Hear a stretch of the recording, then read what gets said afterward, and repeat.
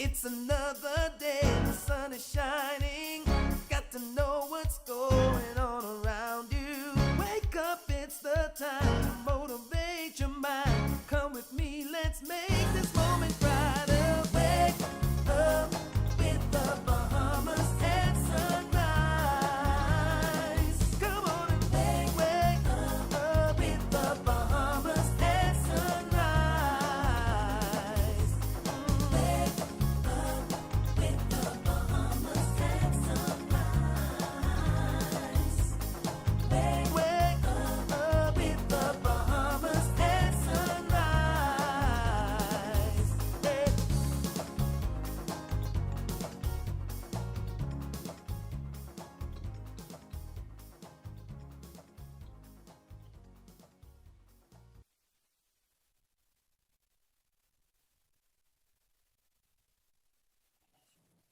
Good morning and happy Monday to you. Welcome to Bahamas at Sunrise. I'm Anastasia Palacios. Good morning. Happy Monday to you. I'm Philip Simon. And of course, we're looking forward to another show. The weekend has come and gone, Phil. It's another Monday, bright and early. Early for me and Phil too. I want you all to know that we love you dearly, that Phil and I are not morning people.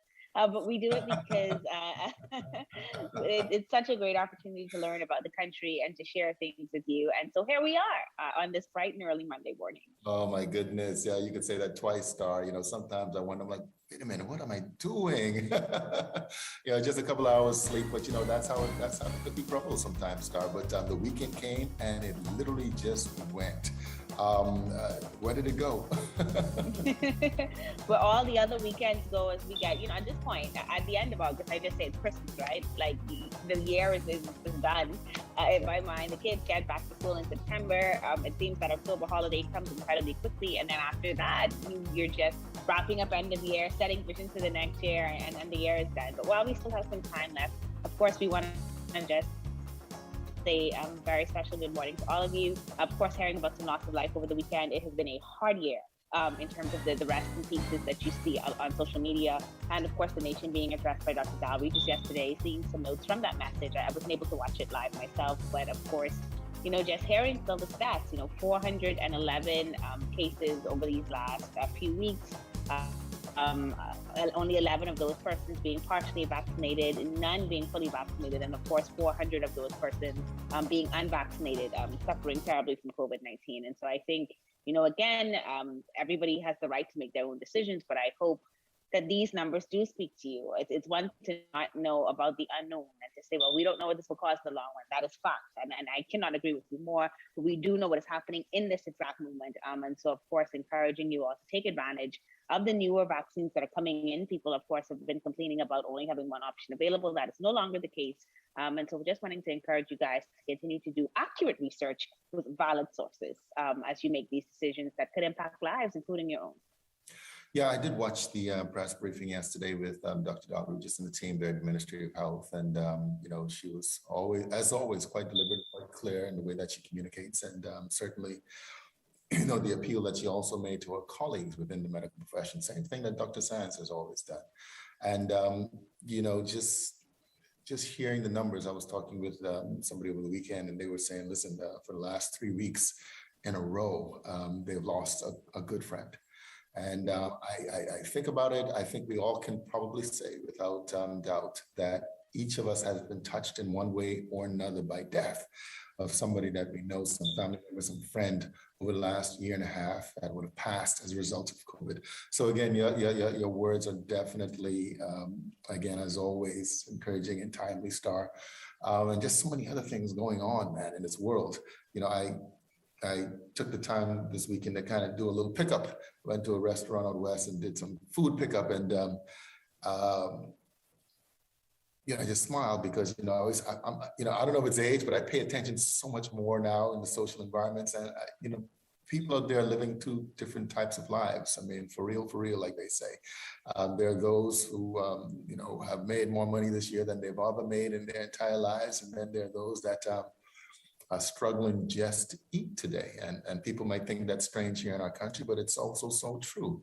And, the other thing is, again, goodness, Haiti, man, we just have to pray for Haiti. Just looking at those images, I'm like, oh my God, this life is so real, right? Yeah, no, Haiti, of course, being on our thoughts and prayers. Phil, it's just so sad and so unfortunate that the country just continues to take blow after blow, blow after blow, and they've not recovered from that major earthquake. I think it was 2010. Please forgive me if I'm incorrect with my date. I think that was around the time of the last serious earthquake. It could have been 2014. So please forgive me. I should have had the dates for you as I spoke this morning, but. And now for this earthquake to happen right after COVID-19 has ravished the country as much as any. No one there vaccinated, virtually no one percentage-wise in terms of population, and then have the president assassinated just a month ago. It is a hard time for our Haitian brothers and sisters, and so of course, there's not much that many of us can do from this side other than pray, arrange donations where possible, and with reputable organizations that will get that money to them on the ground.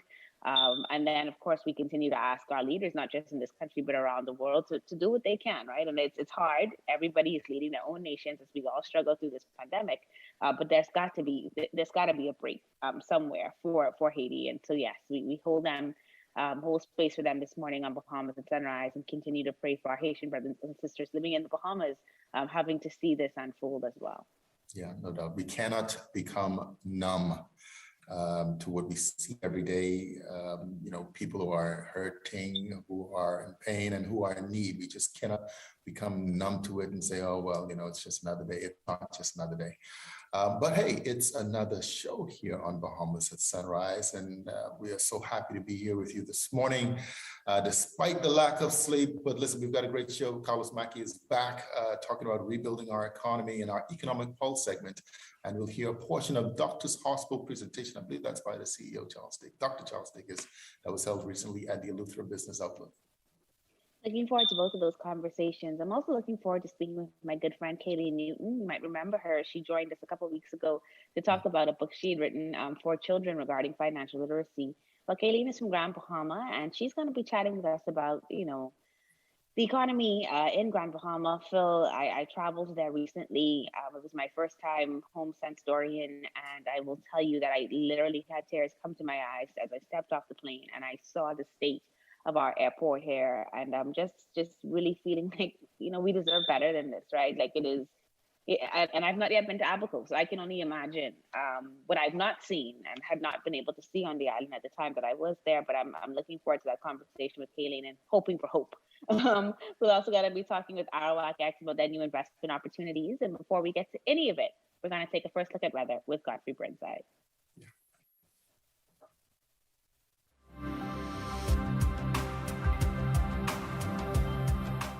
Weather at Sunrise, brought to you by Bahamas First.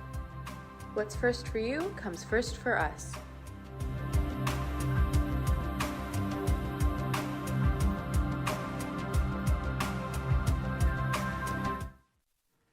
Thank you, Stan. Good morning, Bahamas. In your first look at weather sunrise, we have a westward moving tropical wave to the east of the islands. It will support showers and isolated thunderstorms across the Bahamas. And the high pressure to the north of the islands and tropical depression great to the south will generate some windy conditions, particularly the central southeastern islands, over the next few days. Today, we look at a mix of sun and clouds, but breezy, particularly with the central southeastern islands, with a few showers, an isolated thunderstorm, high temperature 90 degrees Fahrenheit, heat index 103. Tonight, partly cloudy to cloudy, with a few showers, isolated thunderstorms, the low going down to 76 degrees Fahrenheit. And some region highs and lows across the Caribbean, Barbados 85 and 79. In Jamaica, 85 and 73. In Trinidad, 85 and 76. And the Turks and Caicos Islands, 88 and 76. Across North America, Atlanta, 82 and 71. In Raleigh, 79 and 71. In Miami, 86 and 80. Dallas, Texas, 89 and 75.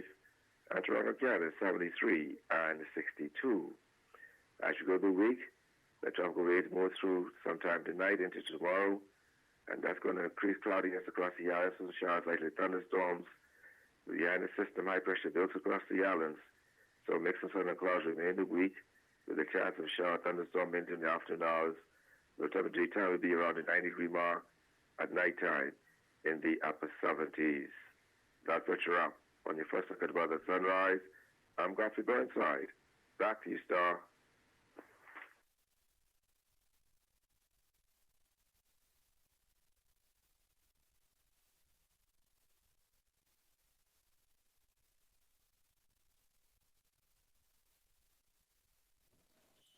Thank you so much, Godfrey. Well, you all know how I feel about my hometown, Grand Bahama. And my next guest and I are going to examine what's going on with the economy in the island and ways that the island needs to move forward. Always happy to speak with this phenomenal woman. She's changed my life in so many ways. And her name is Caline Newton. She's an accountant and financial literacy advocate. She's also an author. She joined us recently to talk about that financial book she has.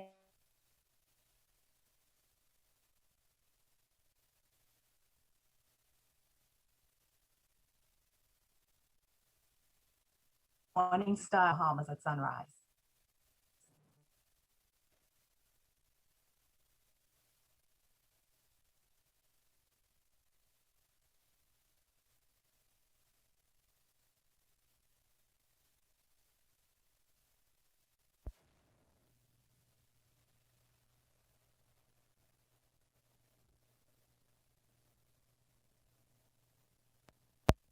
Had Matthew almost take us out again. Dorian most recently destroying the eastern part of the island. I flew home recently, saw the airport, Caline, cried tears as I walked down the steps because I felt like we just deserve so much better than this. You can physically see the destruction. Over 2 years later, we're still, getting back on the plane under tents. The hospital is outside. The COVID-19 pandemic struggles continue.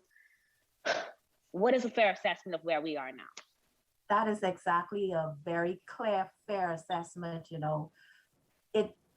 I liken it to the perfect storm, and just all of those things coming together, the twin storms of Francis and Jane, and then, as you said, we went into Matthew in 2016, Dorian 2019, the devastation unrecognizable, and to not have basic amenities to enter our island, like the airport, and then just not having the hotels or having an opportunity where businesses have met their cycle and they've closed, and a regeneration and an opening of new businesses.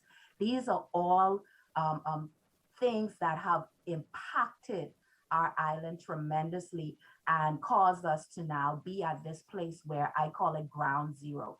The opportunity for us to now rebuild differently, because the fact that we had those days means that we can have better days and we can create a foundation so we can have our best days moving forward. I love that you end on that positive note, Caline, as you say that. And so let's kind of go into that space. What are some opportunities for growth that you do see, and how can people get prepared to take advantage of those? Okay, so a lot of us look at the macro level of how we can fix a problem. Yes, that is government's position. They need to be looking at the macro, which is the overall from a national standpoint. But there's some things that we can do on the micro level, and the stakeholders can come together and also petition the government by giving them some solutions on what we could do on a micro level. And what that means is looking at monetary policies, looking at fiscal policies that specifically relate to Grand Bahama. Because we are an archipelago of islands, we now need to look at economically stimulating each island based on that demographic. And that's how I look at it for Grand Bahama. I will always be on a positive note because I am results oriented. I am solution oriented. If we don't focus from that point, then we've started from the wrong point. So number one, some simple things. People, we have a lot of inflation, but there's some basic things that people are spending their money on. They're spending their money on survival items, things that make them secure, going back to food, housing, medical, utilities.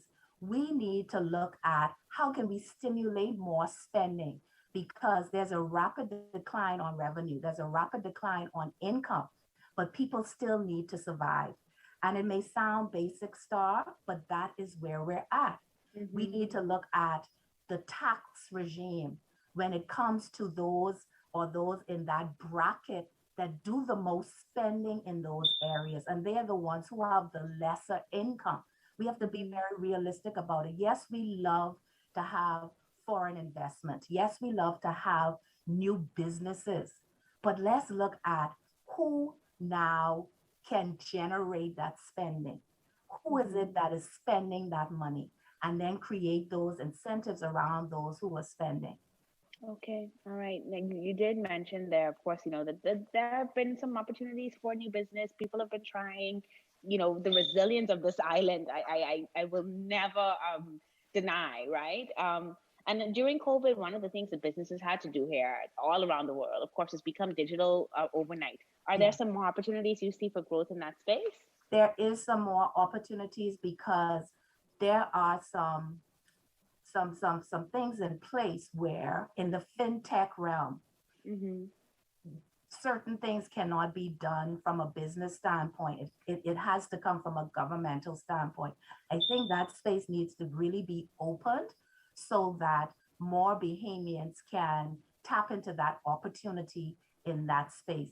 I think some of the intrepidation may be because it's an unknown, but as you say, this generation is more vastly open to digital everything. They have utilized it by going, even in travel or just from an extension of social media. They understand that this is where the world is going. So I think that there's so many more opportunities in the digital space that people can utilize. We had some great programs that have just been completed in Grand Bahama. I know there was a particular one where students were able to access building apps. I would like to see where that goes. We create these opportunities, but we don't continue to support it and see how best to leverage it so that more than those who would have accessed it or been, had opportunity to the course can now expand and other people can learn from it. So definitely more room for that. And just some simple solutions that we could get into, because if we could get business really in the palm of our hands, if we could get fintech in literally at our fingertips and remove a lot of the barriers that are in place, especially from a central bank point of view, you're going to see some expansion. You're going to see innovation, creativity, and then, so many more things can come from it. All right. You did mention central bank, and they've already projected that, we're probably not going to see pre-pandemic level activities until 2023. Grand Bahama pre-pandemic levels were still not the grand magic that we know. Oh, yeah. The thing about it, we've been in a great depression in Grand Bahama, an economic depression, not a recession. If we look at it from an economist point of view, that's what we've been experiencing. And it's a liken to the last Great Depression in the US that lasted a decade. We've now, in my mind, gone beyond a decade. So we have to start over. We need to look at some things differently. Okay. And so what can we do, the individual, Caline? How do we show up and support this economy? Well, we have to spend home. We have to spend home. And I'm not saying to spend and you can get it better in another place, but then also advocate with these prices. Go to the business owners, show them that you're willing to spend at home, but this is what the alternative is. That was a great thing that happened in the US, where companies would start to, the competition was healthy. If you were able to find it any place less, come to me and I will match it. That's a simple thing because you want your dollars to stay home. You want your dollars to continue to circulate within your own economy. That is the engine that drives it. And especially in Grand Bahama, our small businesses drive our economy. And so a simple solution, shop at home. Try to really take advantage. We have the VAT holiday that starts next week or this week. I can't remember the exact date, but it's a 2-week period for school supplies. And the list is expansive. It's not only school supplies. So shop at home. And then our businesses need to offer that incentive and be very forward with giving the customer what they're getting on the back end. So that also has to be another responsibility from the business owner side to ensure that they can have that spending at home. So that's a simple solution that can happen immediately, because you still need to prepare for school. And so this is an opportunity for you now to spur a little economic activity, because this is the period of time for that. Okay, Caline, I want to thank you so much for joining us this morning on Bahamas at Sunrise. I know that this is your passion, right? That you are totally committed to seeing the grand return, to seeing the magic emerge in us, right? Because it never left. It's just shifted a bit. And so we need to pull it out of the hat. And so we thank you for joining us this morning on Bahamas at Sunrise. And thank you for always having me. It's always a pleasure to have the conversation with you, Star. You're watching Bahamas at Sunrise. We'll be right back. First, it's more than just our name, more than just our achievements. It's our nature, and it's where we put our customers. At Bahamas First, we've refreshed our look, but our nature remains the same.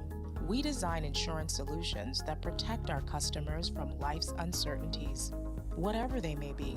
We equip you for the future so that you can recover stronger. Bahamas First, what's first for you comes first for us. Since 1967, Freeport Oil Company Limited has been dedicated to fueling growth and prosperity in the Bahamas. We have been a constant pillar within the country, striving to invest and support our community through the best of times and the worst of times. For us, Full Call represents 21 years of strength and consistency, consistent leadership, consistent growth, consistent customer service. Through it all, we are resilient. Full Call, fueling growth for people. In the years following independence, the Bahamas Development Bank has been there to carry out our mandate of expanding the nation's economy by investing in Bahamians. We have worked with you to grow the biggest dreams from the smallest seeds, to build connections across land and sea. In 40 years, we have done amazing things together. Thank you, but it's time to make a change. Our world is evolving, and so are we.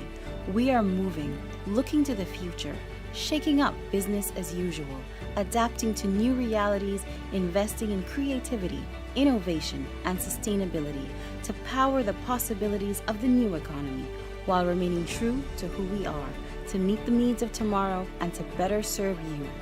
We are your development bank. Meet the new BDB.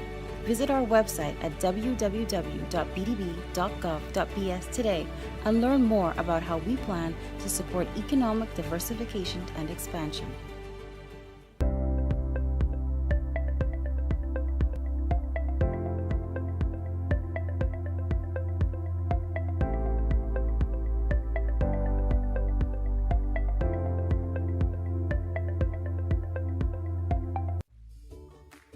Our world has changed.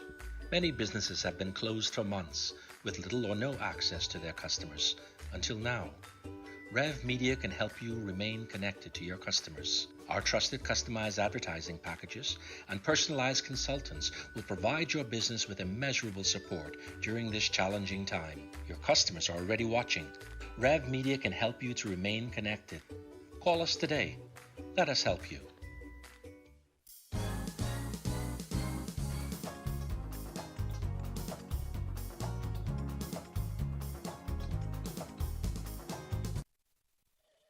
Welcome back to the show.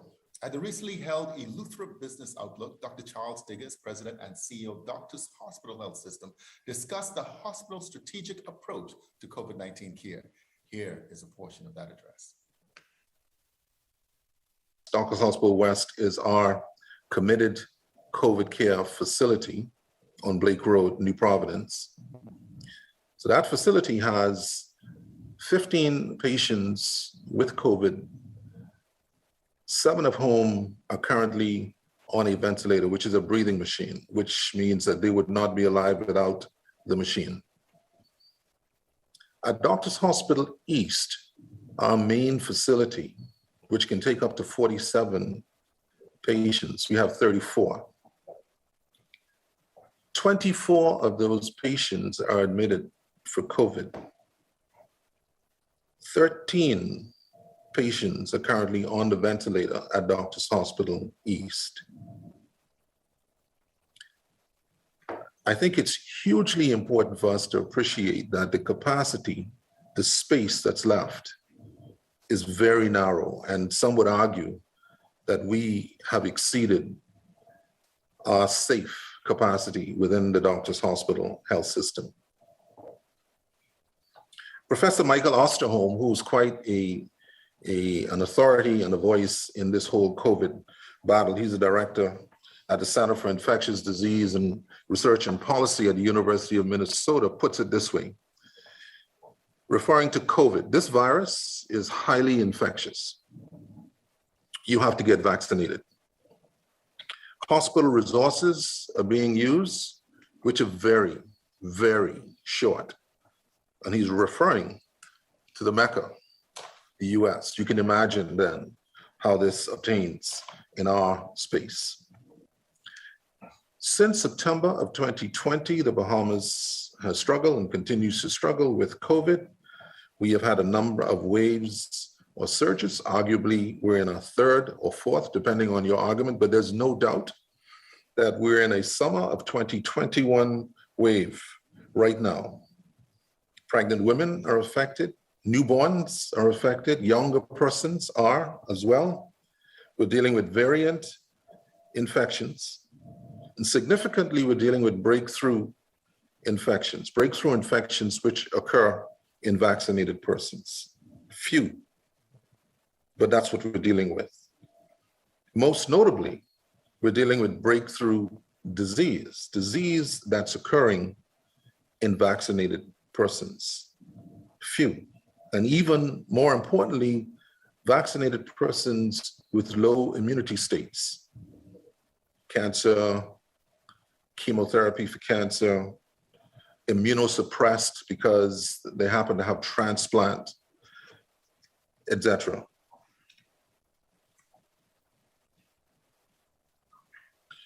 I think it's important for Bahamians to appreciate that COVID clearly is a journey. It's not a one-off, it's not episodic. And if you look back on the experience with pandemics, especially the pandemic of 1919, the Great Influenza. John Barry wrote very well about this in his publication in 2005. You'll see that it's a 3-year-ish run with peaks and with valleys. And here we go into another peak. I think the message that's really important is when you look at the bottom of this slide, in the circle of arrows, that the virus is changing and it will change. That's its purpose. That's how it perpetuates itself. As it moves through individuals, it seeks ways to become more virulent. That's its mission. Testing should not and cannot be diminished because it's only through aggressive and focused testing that we know where the virus is and who or whom have the virus. The prevention and the mitigation of exposure remain so important, regardless of your vaccination status. You have to pay attention to your personal protection, and you have to pay attention to some control of your social contacts. It is not wise currently to be extending yourself into social contact with persons that you do not know, or certainly that you are not aware of their current COVID status. Vaccinations and boosters, despite the noise in the market, is an ongoing exercise. It's not a one-off. That you may need and will need vaccinations in the future, different generations of vaccinations? The answer is yes. And on top of that, that you will need boosters. That answer is also yes.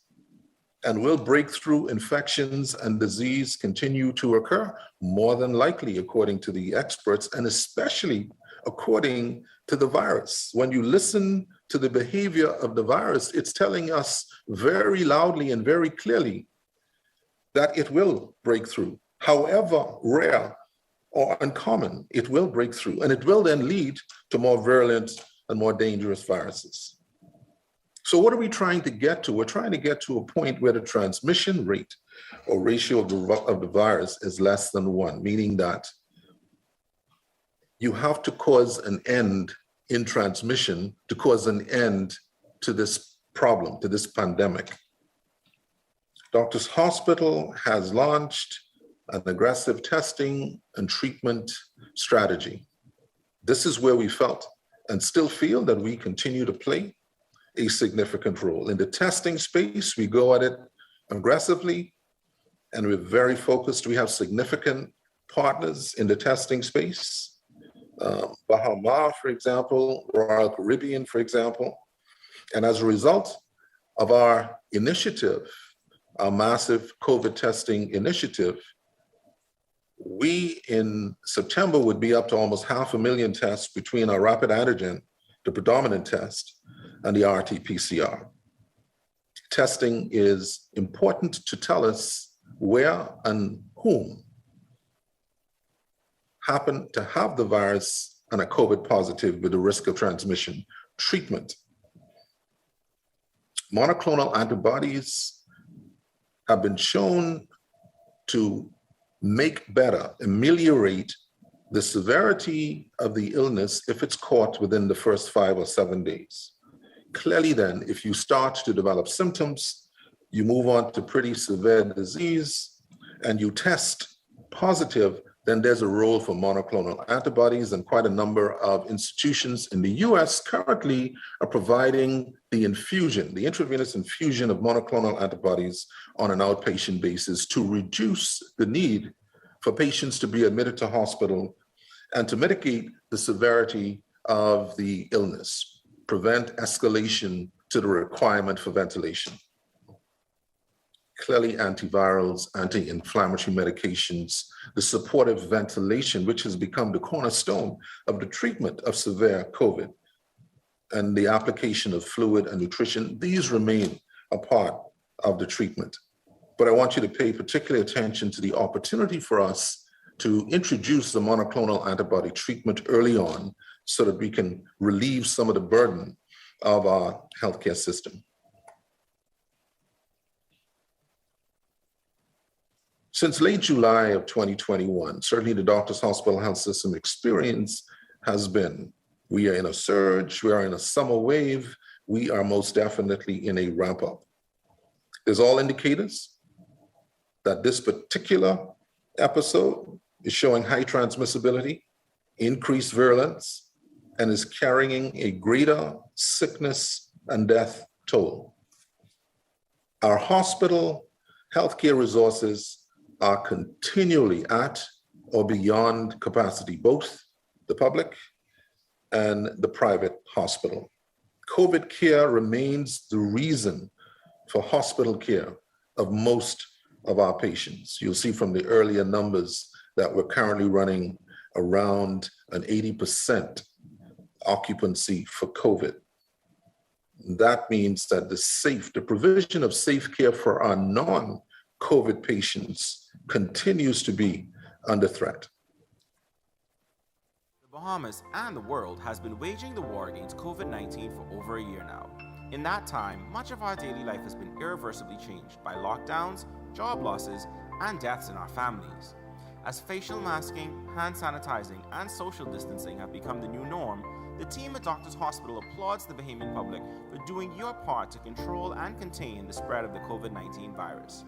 It is time to take the fight a step further. With the COVID-19 vaccine now available, we encourage Bahamians to continue the fight and do your part in getting vaccinated.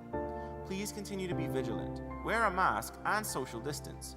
For more information on the COVID-19 vaccine, visit www.doctorshosp.com. Doctors Hospital, trusted and best care now. Isn't your health worth it?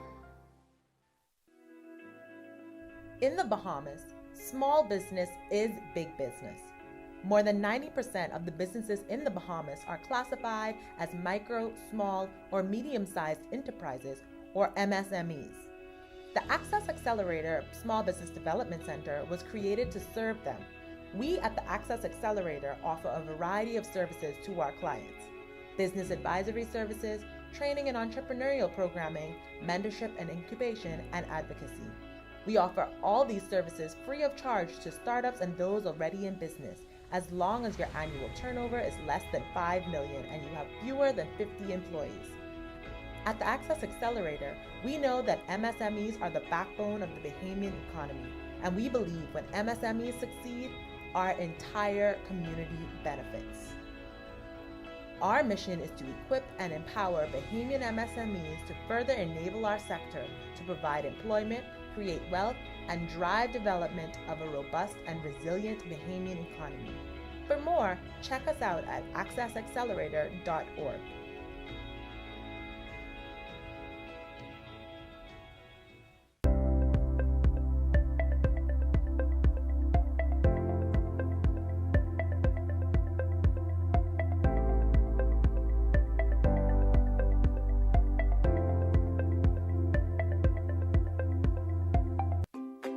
One thing, two things, blue thing, old things, things that are small, things that are grand, things that fit just right, and in the palm of your hand.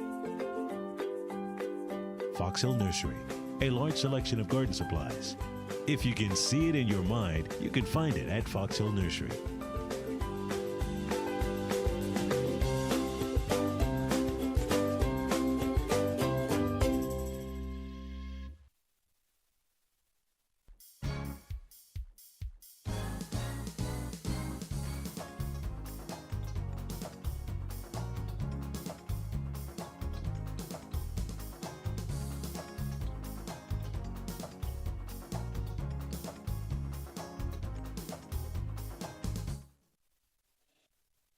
Welcome back to Bahamas at Sunrise. Thank you for staying with us. We hope that you've enjoyed our morning segment so far, that you're looking forward to learning more in the second half of the show.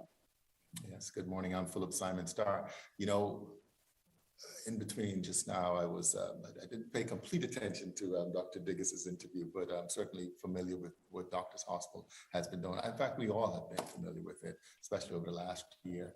But I kind of flipped the stations just now, been showing this whole thing about the Taliban, man. It might be surprising, but, you know, I was watching that over the last year or so. And, you know, after the United States President Trump made that announcement that they were going to pull out of Afghanistan, I knew right away that, you know, these guys would have been back, and they are back. Yeah. Yeah. Well, you know, a couple of weeks ago, we went to this birthday party and somebody killed a wasp. The kids were sitting on this thing. They didn't realize it was a nest. This wasp had come out. It looked as if it was going to attack one of the kids sitting on this bench. And so the father killed the wasp. All of a sudden, there's a swarm of wasps that rise up, right? And the same little boy that he was trying to avoid getting bitten is now attacked by, he literally has 6 wasp bites, right? And he's running and screaming because they killed one, the nest unfurls. And I think the challenge, and this is what Caline mentioned about Grand Bahama as well, that you'll come in and do one program and then leave, but you've not created the ecosystem for this to now function without you. And so you have more problems emerge. And I just used it as an example that, you know, if you think you're squashing the head of a snake, but you've not squashed the belief system, if you've not provided alternatives for the beliefs that they have, it's only going to emerge and emerge stronger, right? You can't kill an idea. What you can do is create solutions. Therefore, the idea doesn't exist anymore. And I think that's where the failure of this whole war was. But nobody asked me. So we'll continue on with the second half of the show. Yeah, we've got ArawakX, and they're here to talk about new investment opportunities. And of course, Karlos Mackey is going to join us. He's going to be talking about rebuilding the economy in our Economic Pulse segment. But before we get to it, we'll take a second look at weather with Godfrey Burnside.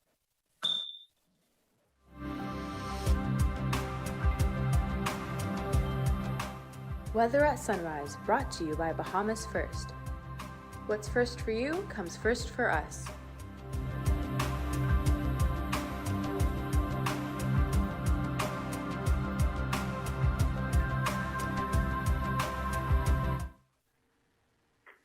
Thank you, Stan. Good morning, Bahamas. And your second look at weather at sunrise, our tropical weather update. And we have 3 systems we're monitoring at this time. We have Tropical Storm Fred. At 5 a.m. this morning, Fred was located near latitude 27.9 degrees north, longitude 86.0 degrees west, some 160 miles south of Panama City in Florida. Is moving north at 9 miles per hour, and max sustained winds are 50 miles per hour with higher gusts. And then we have Tropical Depression Grace. At 5 a.m. this morning, Grace was located near latitude 17.4 degrees north, longitude 70.2 degrees west, some 160 miles east-southeast of Port-au-Prince, Haiti, and 510 miles east of Montego Bay in Jamaica, moving west at 50 miles per hour. Winds are now down to 35 miles per hour. Little change in strength is forecast during the next several days. And then we have Tropical Depression number 8. At 5 a.m. this morning, Tropical Depression number 8 was located near latitude 32.4 degrees north, longitude 62.9 degrees west, some 110 miles east of Bermuda, moving southwest at 5 miles per hour. Max sustained winds at 35 miles per hour, higher gusts. Tropical Depression number 8 could become a tropical storm later today. If it does, it will be Henry. Elsewhere, tropical storm formation expected during the next 5 days. On the local scene, a westward moving tropical wave will support some showers or isolated thunderstorms across the Bahamas late tonight into tomorrow. High pressure north of the island, along with a tropical depression to the south, will generate windy conditions across the central and southeastern islands over the next couple of days.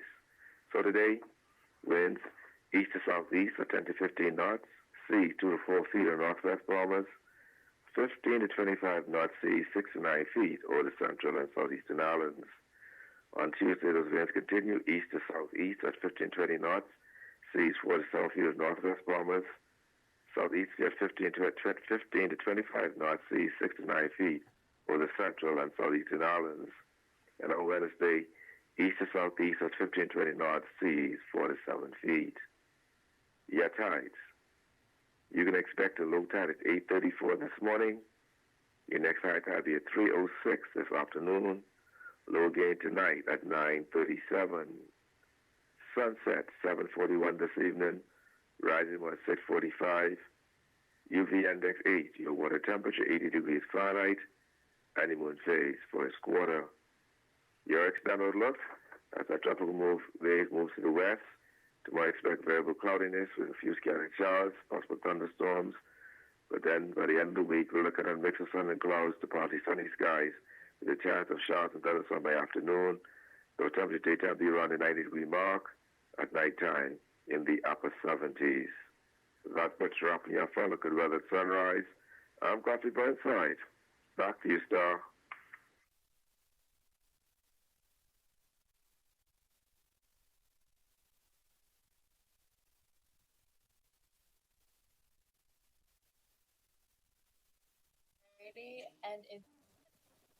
Thank you so much, Rahming. Crowdfunding platform ArawakX is making quite a splash, boasting over 1,000 investors onboarded in its first few weeks. Here to tell us about some of the new investment opportunities coming on stream, we're so happy to welcome GRC Rahming Jr. He's the Chief Technology Officer, and he's also brought Bria Deveaux to join him this morning. She's the Equities Coordinator for ArawakX.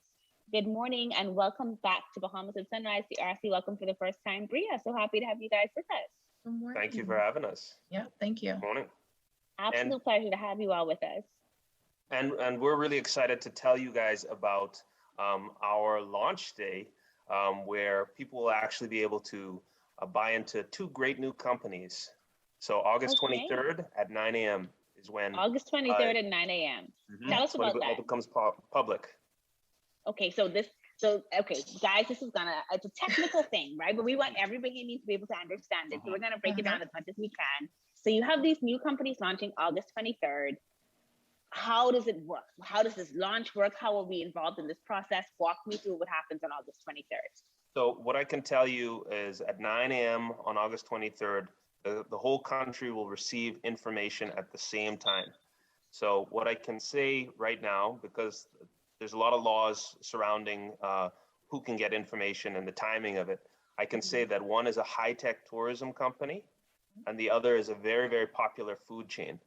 And so, so how it works is you got to register on the website.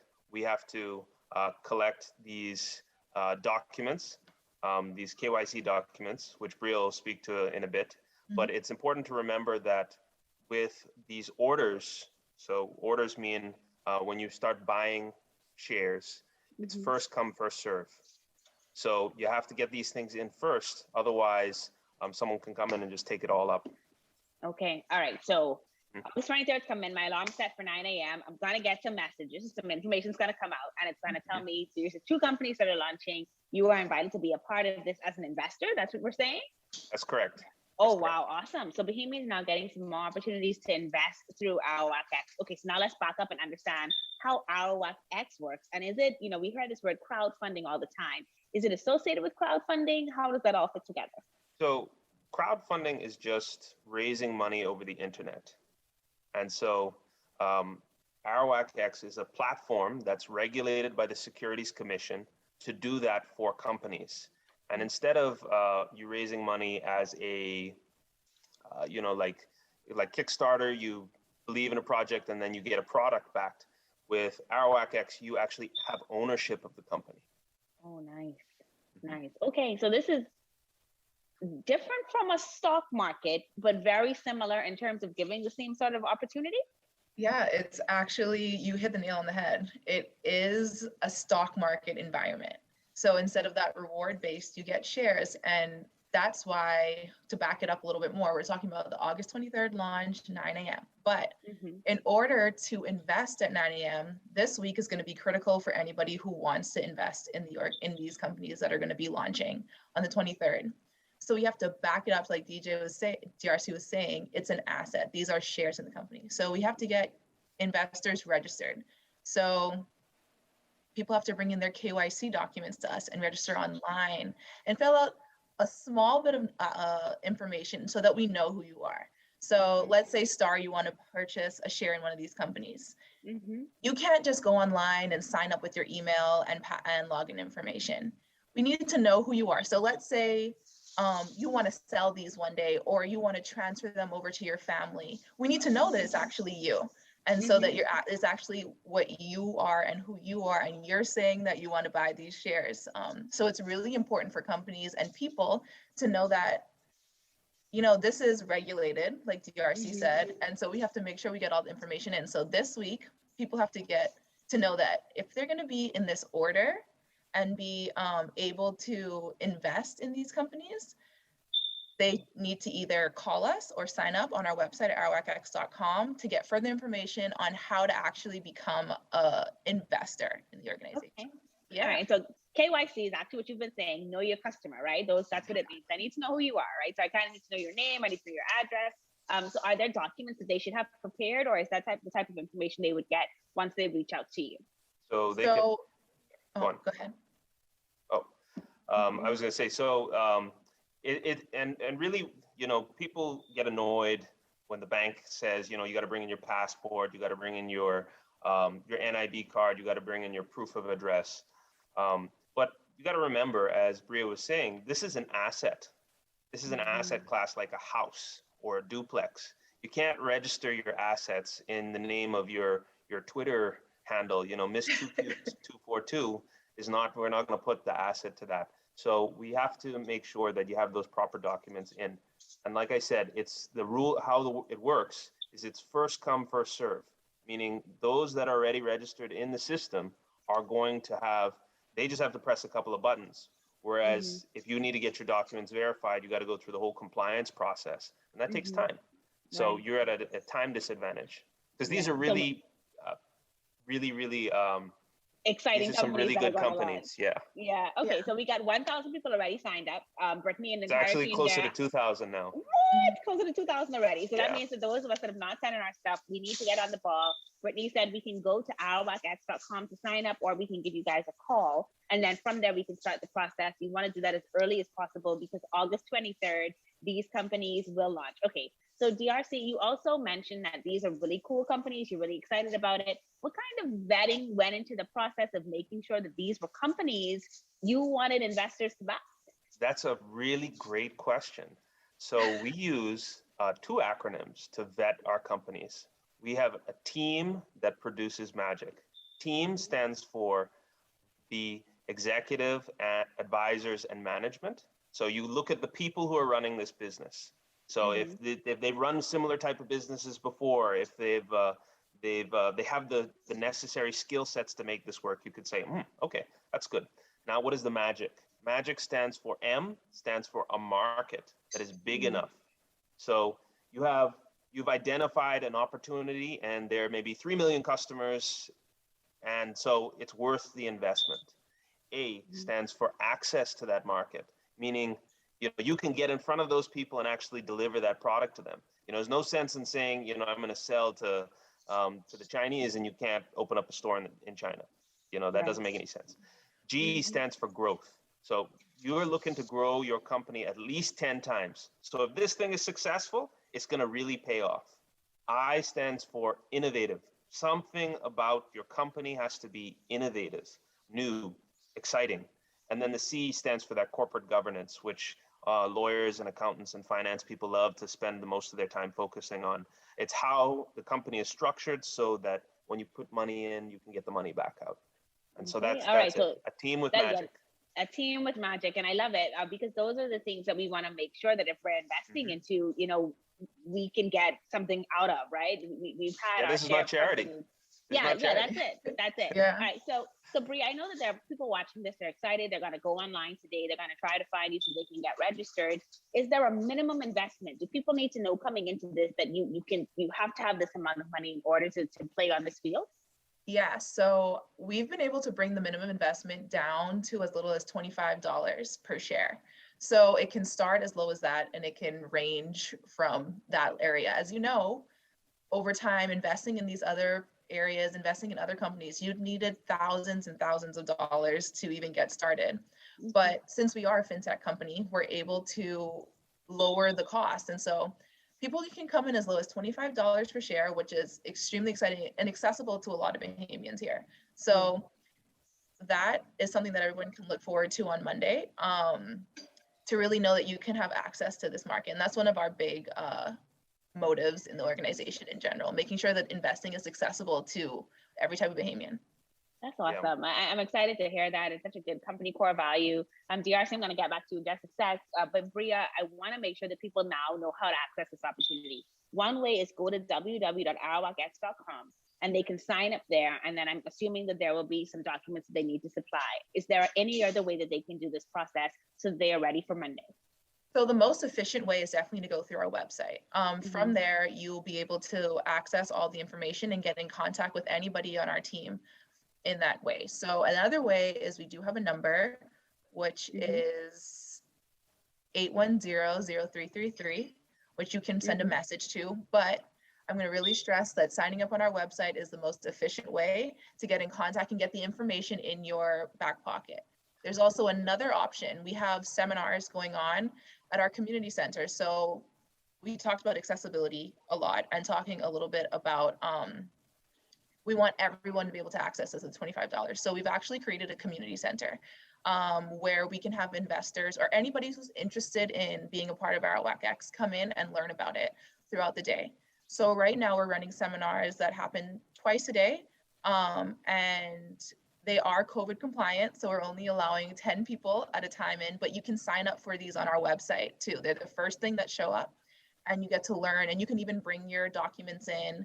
You get to meet us and kind of go through the whole experience of becoming an investor or just learning about ArawakX in general. So you can sign up on our website to just get information. You can call us, and you can come to one of our seminars that happen twice a day. So those are 3 ways that you can get in contact with us the quickest. Excellent. All right, DRC, we have to wrap up now. You've been excited about this. I'm excited for you. What are you looking forward to most over this next week on August 23rd? Well, I know that these companies, they're the founders of these companies are just amazing people. They have really great ideas, and all they need is you, the public, to support them. But they are going to be supported, and they are going to be successful. So, what we're excited for is to get the first couple launches, because we have another 160 companies in the pipeline. But these companies, you're only going to get a chance to participate in them until they're fully subscribed. Awesome. So get signed up. Get signed up. All right. Well, thank you so much for joining us this morning. So happy to see you again, DRC, to meet you for the first time, Bria, to see some outstanding young Bahamians just taking things to the next level and the opportunities for more Bahamians to have access. And so congratulations to you all. Wishing you all the best with the launch on August 23rd. Thank you very much. And see you soon. You're watching Bahamas at Sunrise. We'll be right back. The sports we play depend on the health we build. So let's stay healthy. Wear a mask and practice social distancing and hand washing to protect yourself and others. Remember, COVID-19 is not a game.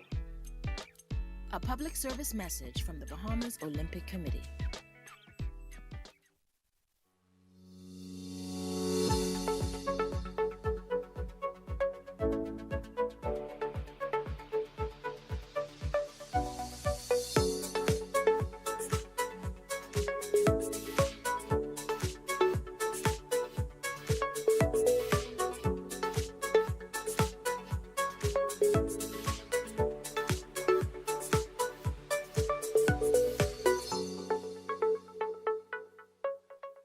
Summer is here, and Shell presents a summer of fun.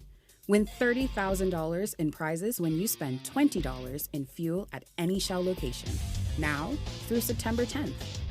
Experience incredible hotel stays in the Family Islands and Nassau. Win thousands of dollars in fuel, groceries, and electronic devices. Fuel up today and submit your receipt by WhatsApp, email, and Facebook. Follow us on Facebook for more chances to win with Shell. Terms and conditions apply. Have you heard about Trinity Christian Schools? We are a family school located on Trinity Way, Stapleton Gardens. We offer quality Christian education from preschool to grade 6. Here are the reasons why you should choose Trinity Christian Schools.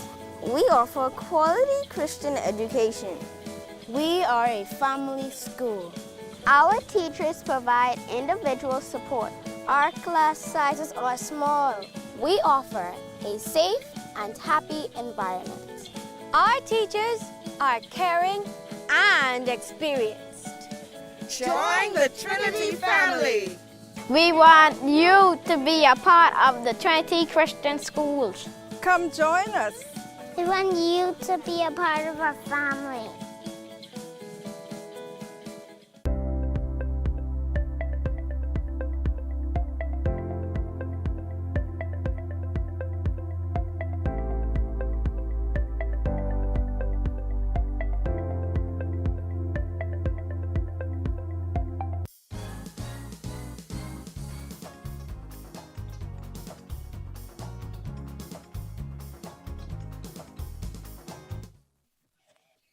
Welcome back to Bahamas at Sunrise. Well, we've already mentioned this in the first segment, but it bears repeating. The Central Bank of the Bahamas has projected that the Bahamian economy will not achieve pre-pandemic levels of activity before the year 2023.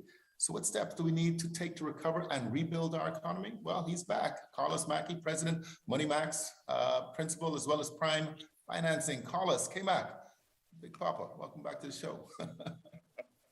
Hey, Phil, how are you? Good, man. I'm good. Listen, it's never too much to continue to talk economic development and all things related to getting us back on the path to where we hope we were headed. But, the governor has made it very clear this is going to be a long journey, and don't expect anything really of substance or significance until the year 2023. Yeah, it is.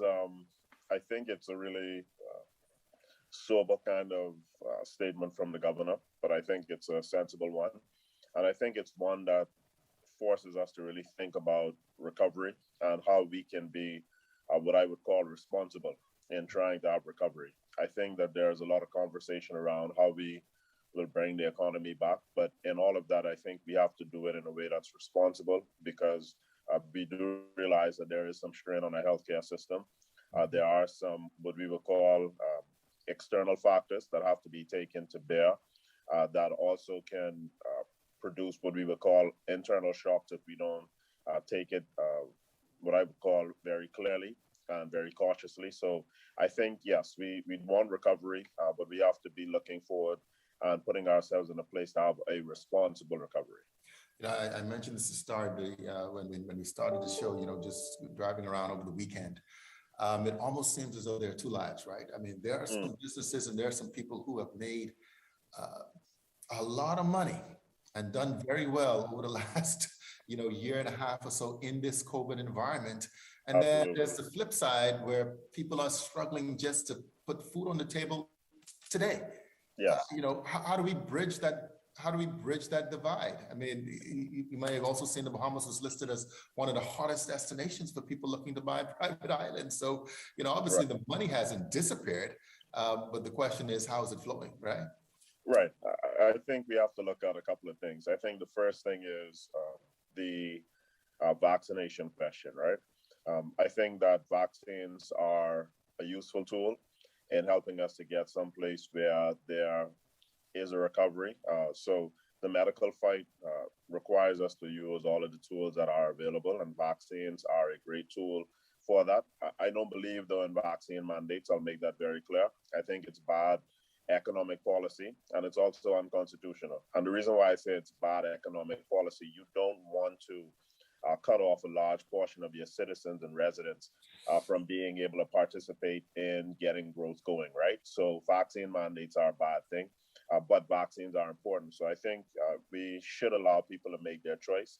And as many as are willing to take the vaccine, we now see that hopefully we should have as much of it available for people. But the other part of this is mask and hygiene, right? We cannot take it for granted that masks and hygiene are important. We have to get to a place where people are making very good decisions around masking and having hygiene and so forth. And the other part of this that is really concerning that we haven't had a good conversation around is how do we deal with the what I would call the comorbidities, right?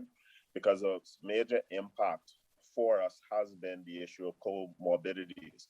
As we begin to think about our recovery, I think even our tax policy has to shift in order for us to really be able to sit down and say, okay, we want for things to get better and we want for our recovery to be resilient.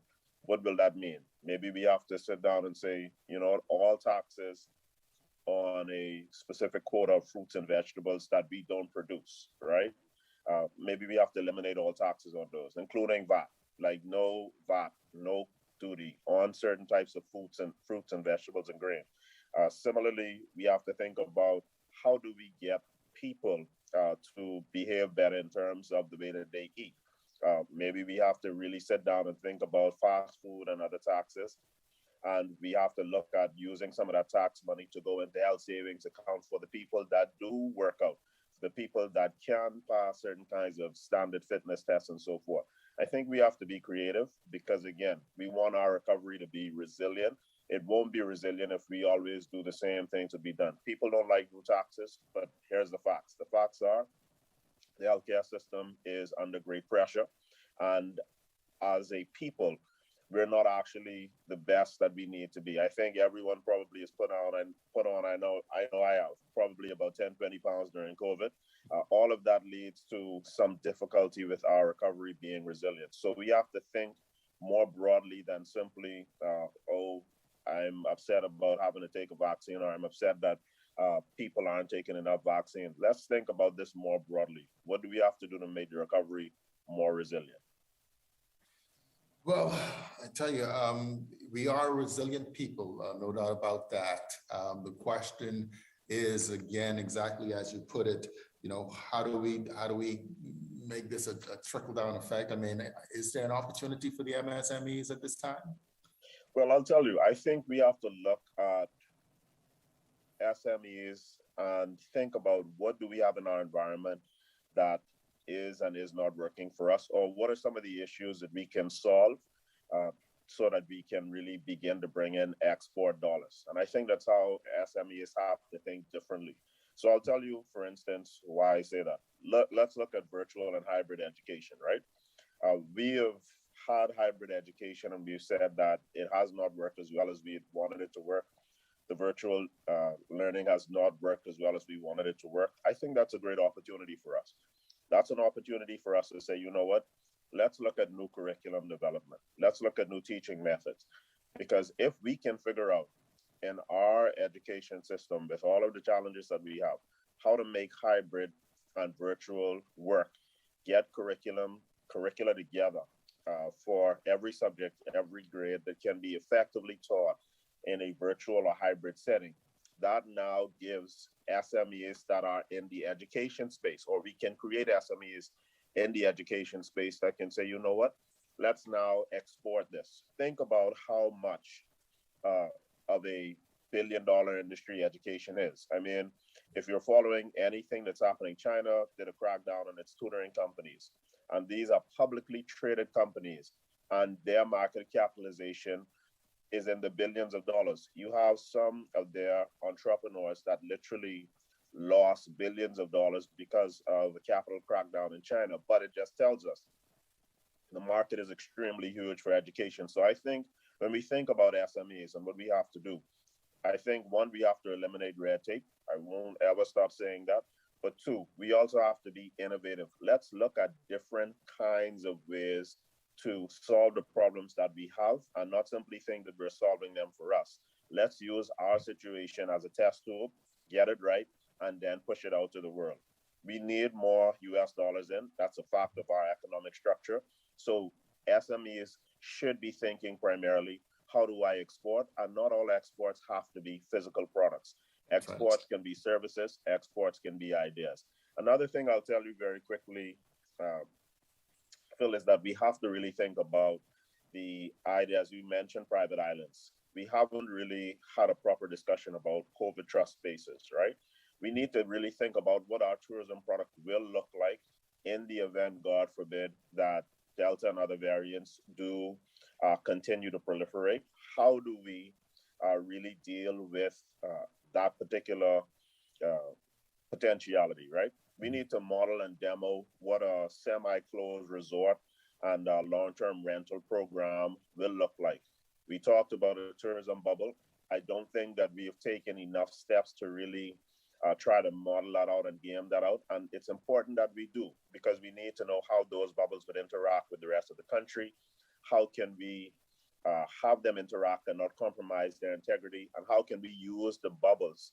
Because you talk about private islands, but maybe let's use these bubbles to diversify what's happening in some of our far-flung islands. Not all of the development should be happening in New Providence and even Exuma and Eleuthera, right? Let's start to get some of these other islands that are already far-flung, that are somewhat sparsely populated. Let's get them involved. So I think the COVID trust space idea, the COVID bubble, let's look at our tourism product and let's have some SME development in the hospitality space that really just looks at how do we create a bubble so that in the event tourism, as we're seeing it right now, try to recover, takes another blow, we already have something ready to go. Definitely, my friend. Looking at it from the perspective that the glass is half full. And absolutely, there are challenges, but there are certainly many opportunities. Absolutely. Yeah. All right. There you have it. Karlos Mackey, president of MoneyMax and the principal of Prime Financing. My friend, may the force continue to be with you.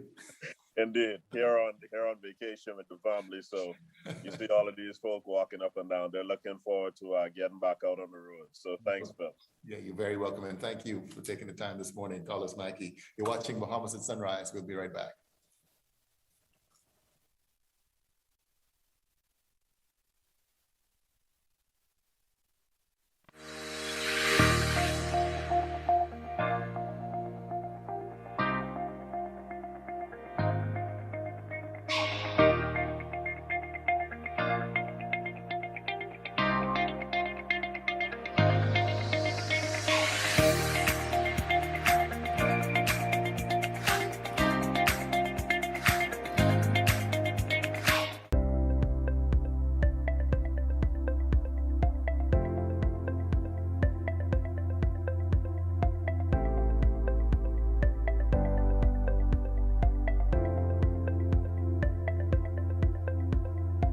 Fixed and mobile services provided by Cable Bahamas Business Solutions helps our customers help their customers adapt to the new way of paying for things. Digital wallets makes your transactions faster, more convenient, and secure. Whether it's using a debit card at the grocery store or making online payments for your monthly expenses, Digital Wallets powered by Cable Bahamas Business Solutions makes it better. For more information on our fixed and mobile services, contact the experts at 601-8911 in Nassau or 602-8811 in the Family Islands.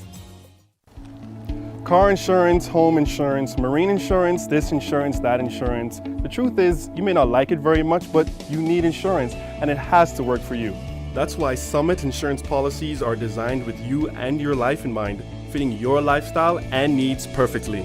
So you can rest comfortably knowing that your car, home, boat, and business are well taken care of. Contact our agents at Insurance Management today. Summit Insurance.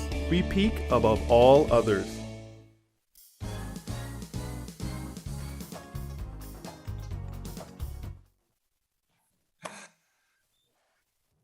Well, that's going to do it for this edition of Bahamas at Sunrise. Star has got her crew with her.